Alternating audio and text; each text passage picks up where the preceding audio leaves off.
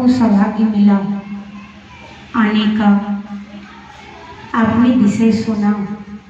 क्यों होती है शिव गुरु चर्चा? यह जो चर्चा हम आप करते हैं, यह किस लिए करते हैं, क्यों करते हैं हम आप? साहब जो आज यह चर्चा का आयोजन शुरू किए, आखिर क्यों किए? कोई ना कोई तो उद्देश्य रहा होगा।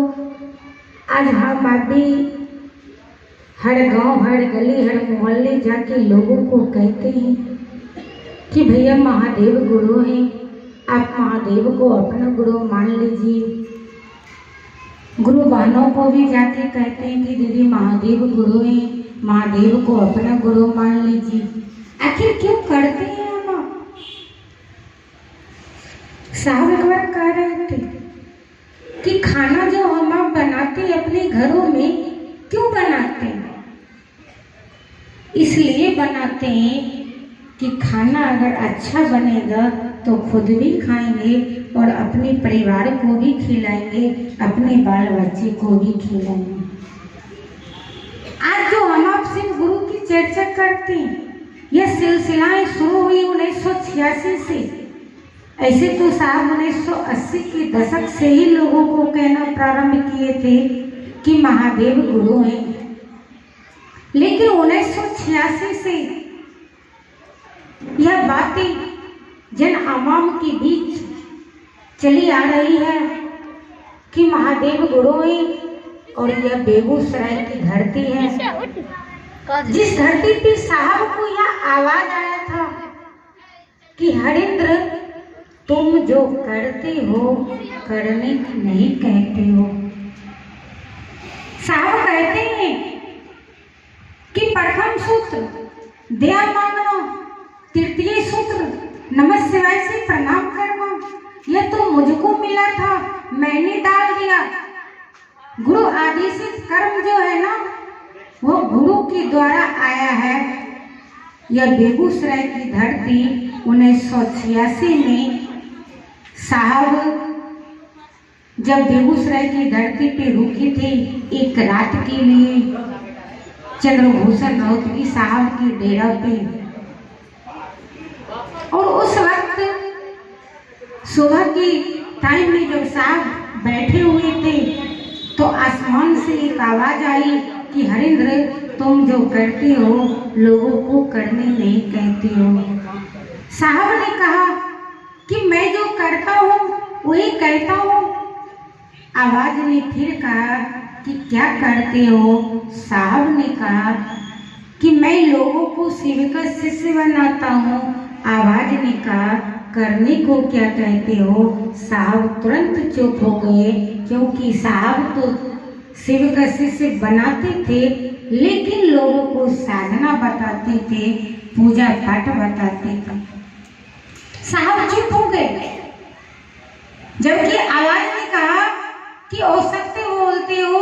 साहब बोले कि मैं उस वक्त औसत्य और झूठ में अंतर नहीं समझ पा रहा था। मैंने कहा कि मुझे झूठ बोलने की आदत नहीं है। फिर आवाज ने कहा कि करने क्या कहते हो? साहब तुरंत चुप हो गए, क्योंकि साहब तो शिव का शिष्य बनाते थे लेकिन लोगों को नहीं बताते थे कि आप भी शिव का शिष्य बनाइए।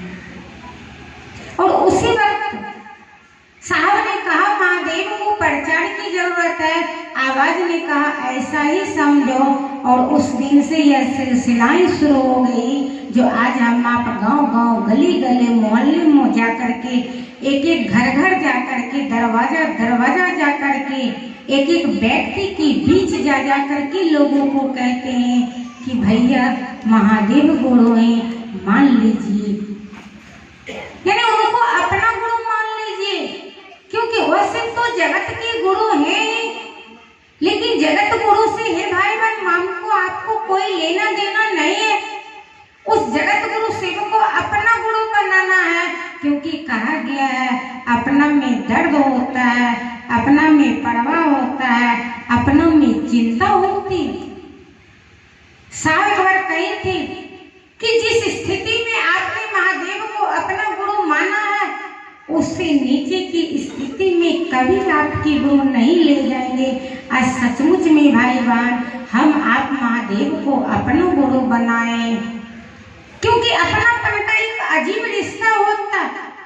जिस रिश्ते को आप अपना समझते हैं ना, उसके प्रति आप संवेदनशील रहते हैं, उसके प्रति आपके अंदर दर्द होता है।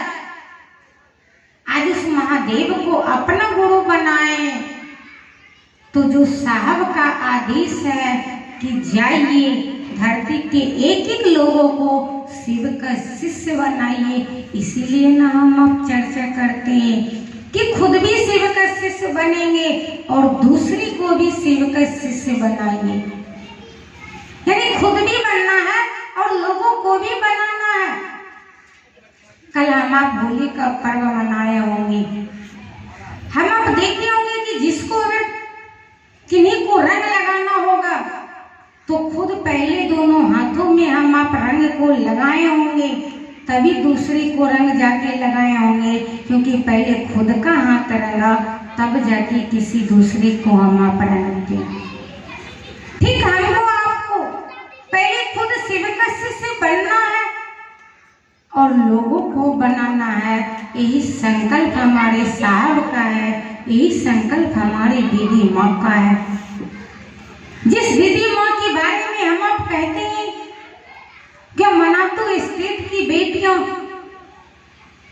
जिन्होंने एक बड़े घर की बेटी, एक बड़े घर की बहू होने के बावजूद भी ट्रैक्टरों की सवारी करके गांव गली जाके पेपर बिछा के नीचे बैठ के गुरु भाई गुरु बहनों की खाना खिला के जूठे बर्तन को साफ करके लोगों को शिव से जोड़ते थे, क्योंकि उनका मात्र एक मनसा थी कि मेरे गुरु शिव औरों की गुरु हो जाए।